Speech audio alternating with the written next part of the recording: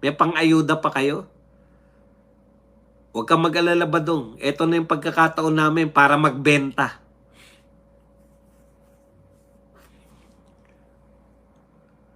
Kung ikukumpara po sa pandemic, wala pa po to sa kalingkingan ng pandemic. Alam niyo po kung bakit yung mga tao nagagalit nung pandemic? Grabe po nun. Talagang sangkatutak ka namamatay. Pero bakit parang kalmado pa mga tao noon kaysa ngayon? Bakit wala nagagalit ka? Si Kiko Pangilinan lang nagagalit noon, tsaka si Risa Ontiveros. Galit sila dahil may ginagawa si Tatay Digong. Galit sila kasi sumisikat lalo si Tatay Digong. Ito po tanong ko. Bakit po ngayon, no, na hindi naman kasing tindi ng pandemic, bakit mas galit yung tao? Alam nyo, simple lang. Wala na kasing nakikita yung tao na yung trust issue sa inyo. Maganda po yung paliwanag diyan, maganda po yung banat ni Kong Kiko. Ang sabi po ni Kong Kiko, eto lang. May kasalanan ng pamahalaan sa krisis sa langis. Kasi sinasabi ni BBM, wala na tayong magagawa dyan sa pag-angat ng presyo ng langis. Hindi naman natin kontrolado yung gera. Correct. Pero ang ganda ng paliwanag ni Kiko Barsaga. May kasalanan ng pamahalaan sa krisis. Kapag hinayaan mong umira ng kasakiman at korupsyon sa panahon ng kapayapaan, iniiwan mong mahina ang bansa sa panahon ng digmaan. Correct. Nung panahon na wala tayong ganitong problema, hinayaan mo po na magnakaw yung mga tao, halos maubos. Maubos po ang pera ng taong bayan sa kananakaw. Ngayon po, na nagkaroon tayo ng problema, wala ka ngayong maipantusto sa mga magnanakaw pa rin. Tignan nyo po saan po ang pinagkukunan ng pangunahing pinagkukunan ng nakaw?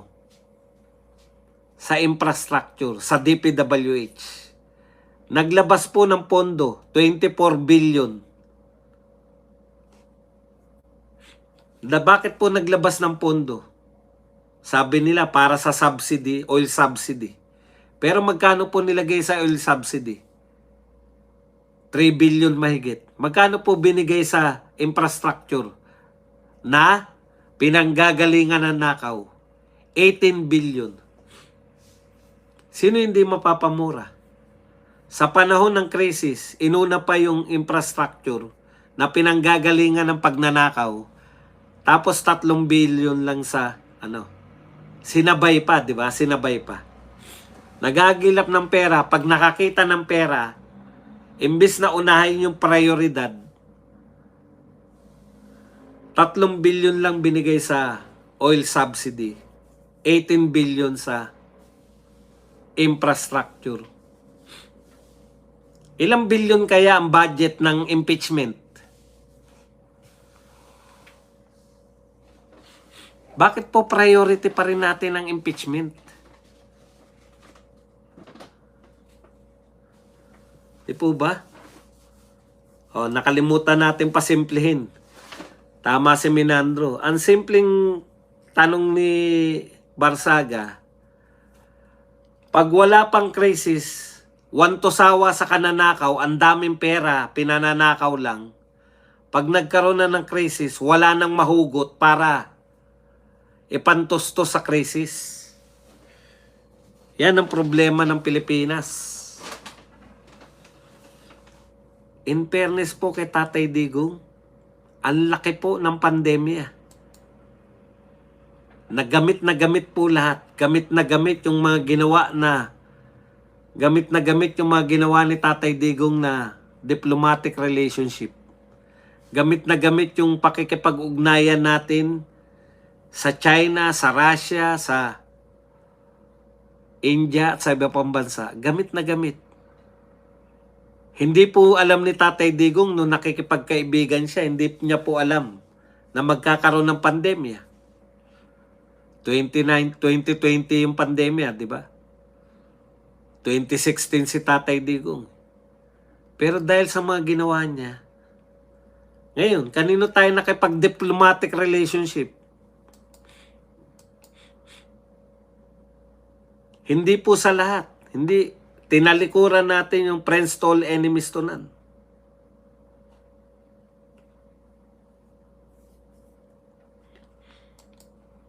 Tumalikod tayo sa magandang ugnayan panlabas sa mga bansa.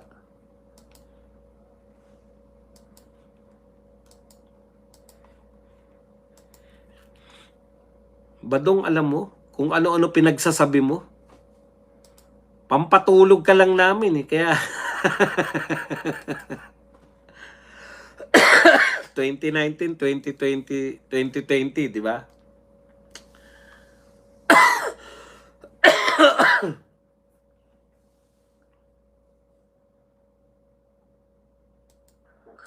Kung kaya namin gawin, sana walang mararamdaman ng ating taong bayan sa kanilang araw-araw na pagtrabaho. Kahit na may malaking gulo na nangyayari, ay ang Hindi ko naunawaan yung sinasabi. Uy, ang tindi.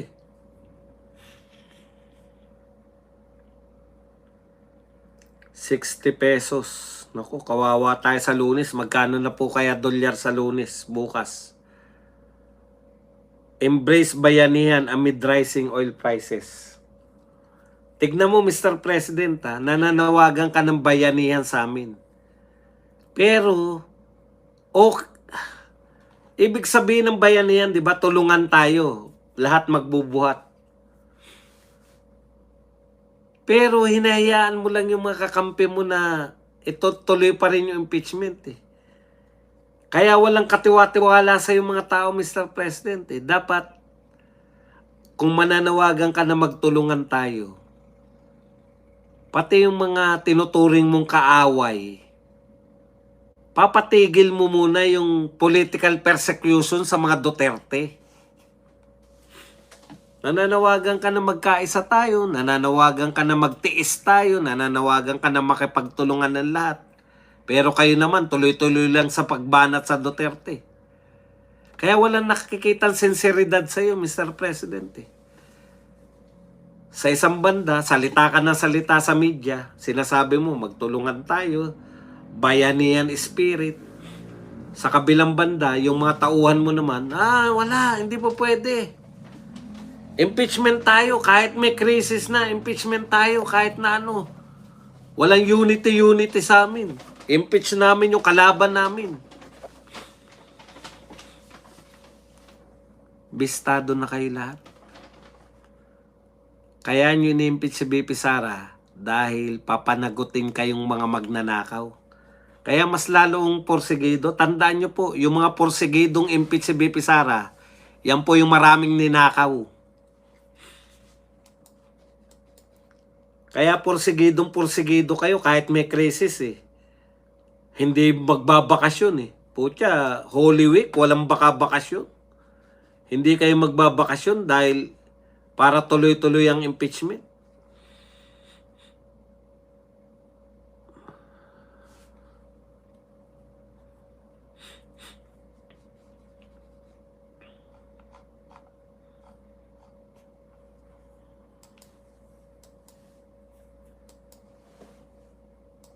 Yan lang po ang ating topic. Pwede na kayo magtanong, magbigay na reaksyon at tigit sa lahat, pwede po kayo magpakape. Yan. Pakape.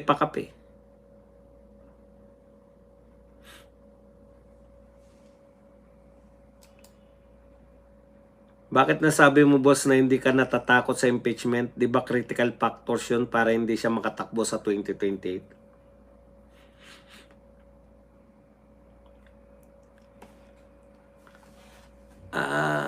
Hindi ko maintindihan kung ano yung ano yung question na ako ba yung ba tuntungan ako natatakot para ba address mo ba yan talaga sa akin o kay BP Sara? Ang question mo ba hindi ba ako natatakot na baka ma-impeach si BP Sara? Ang point ko dyan, kahit na anong gawin natin, nakaplano na nilang gawin yan eh. Mag-usap man tayo na dapat hindi ma-impeach o dapat maganda o dapat ang paghahanda ni BP Sara, handa naman, gagaling nga ng mga abogado.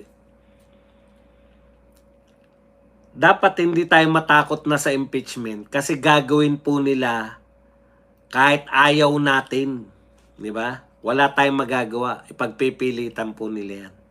Ngayon, ang tanging magagawa natin, sana pag na-impeach na tuluyan, napabaliktad nila kasi alam niyo na kung bakit hindi pa nakukulong sila Jinggoy, sila Joel Villanueva, sila Chis Escudero. 'Di ba? Bakit? Kasi boboto sila sa impeachment eh. Pwede silang pang ano talaga, pang sway. Para makakuha ng 16.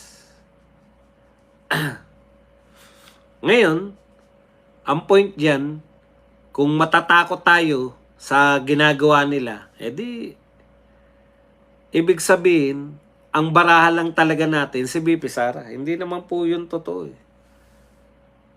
Meron pa po tayong, dapat magkaisa po tayo na pag once na sila in-impeach nila si BP Sara, magkaisa tayo na isa sa Duterte dapat pilitin natin na tumakbong presidente. Kasi kung magtatagumpay po sila mapalis si BP Sara, tatahimik na lang tayo, tatanggapin na lang natin. O aasa na lang tayo na sa people power. Wala pong mangyayari sa atin. Boss Bats, bakit po palaging late kayo nagla-live? Hindi po ako late nagla-live. Wala po talaga akong oras.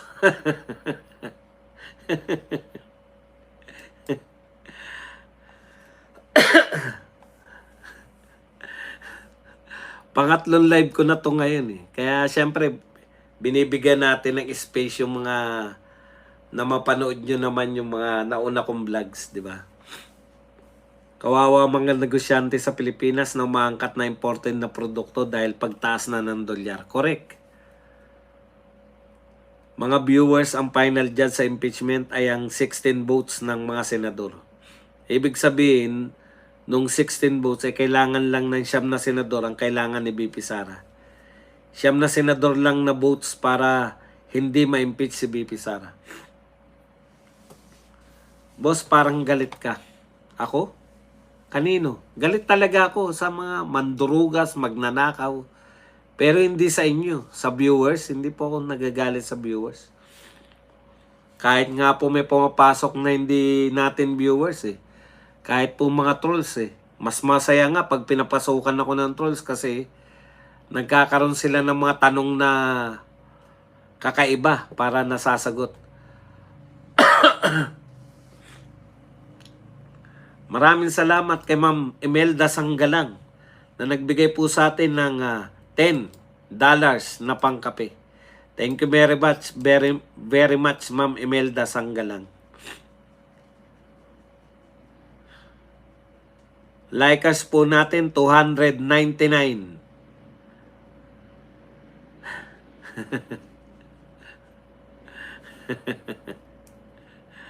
ang taas na nano ko.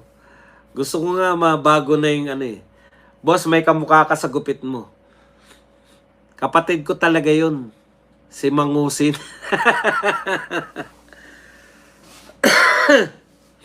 Magandang gabi, Boss Buds. Noriel Pangan. Boss BD. Boss Buds, bagong tasa tayo. Bagong gupit si Sir Buds. Christina Navarro. Para maiba naman.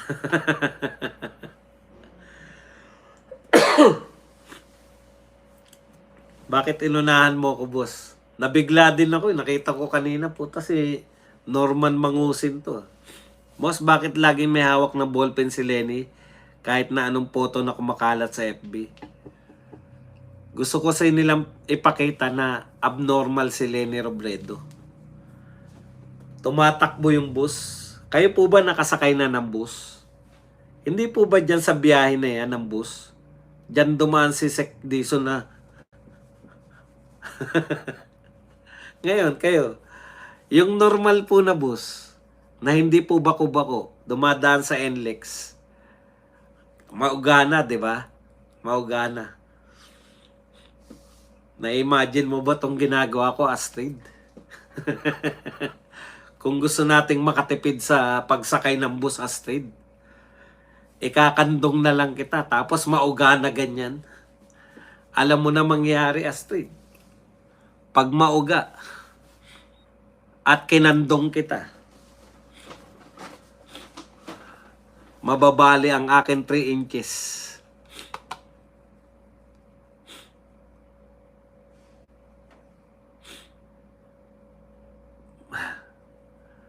Bakit inunahan mo ko, boss? Ganun talaga buhay. Lagi ako nauuna kasi hanggang ang 3 inches ko ay pang 2 minutes lang. Hindi nga umaabot ng minutes eh. Segundo lang. Busy kasi ako eh. Kaya lagi ako mauna sa'yo, Astrid. Kaya kung in-imagine mo balang araw na magkakaroon tayo ng balang araw, asahan mo lagi akong mauuna.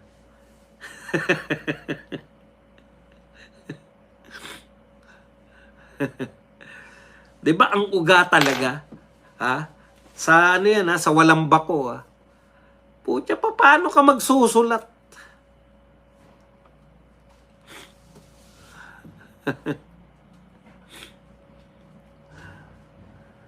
Boss, bakit lagi may hawak na ballpen si Lenny? Magkamukha talaga kay ni Pindot na TV. Huwag mong bigyan ng space, tuloy-tuloy mo live mo. Live mamaya, wala ka na namang live bukas. Happy Monday more night. Okay lang pero mas lamang ka pa rin kay Lamas. Ayan. Si Astrid talaga na napapasaya talaga ako lagi ni Astrid eh, kahit sa imagination lang. Wag po kayong maniniwala na may nagaganap po sa amin ni Astrid. Alam mo yan? Sinubukan ko minsan niya si Astrid na ano eh, na i-message o ano, wala. Puta, parang ano lang, kumbaga sa ano, may ganyan eh, di ba? Pan-TV lang kayo. Para kaming si Manilyn Reynes at saka si Jano Gibbs. Pakaway-kaway pa sa TV, yung pala iba naman yung tinitiras talaga. Eto mga senador na kampi ni BP Sara. Senators Amy Bongo, Bato, Robin, Alan Cayetano, Jinggoy Estrada, JB Ercito, Subiri, Villar at Lito Lapid. Tindi ah, sinama mo si Lito Lapid ah. Badongers, di ba kabaliktaran naman lahat ng sinasabi ni Bangag? Malay mo, di naman tuloy yung gagawing paggawaan ng armas dyan sa atin. Sana nga. Kasi wala na pong dahilan para hindi tayo tirahin. Kumbaga sa karerista, tira ballpen si Ali. Hindi ko alam, hindi ako karerista. Ano ba ibig sabihin ng tira ballpen? Boss, sa tingin mo, boss, bakit kaya pati si Auntie Claire gusto na rin debatehin si BP Sara? Kasi si Babala, na asawa ni Babalo, naghamon din ng debate. Si Lenny sumasakay sa bus, si Baste Duterte bumibili ng bus. Yeah. Masakit sa dibdib, boss, pag mauga.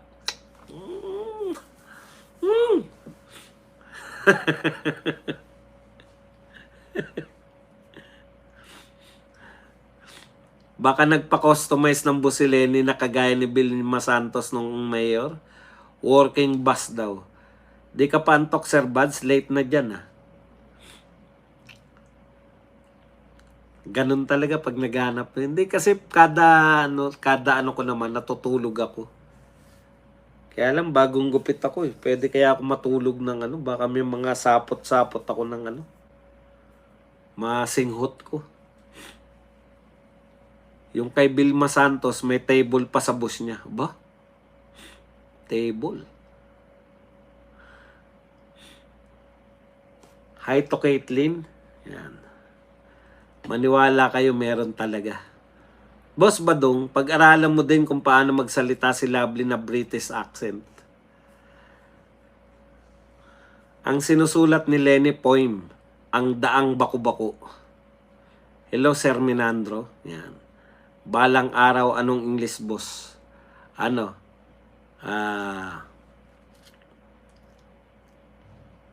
Balang araw?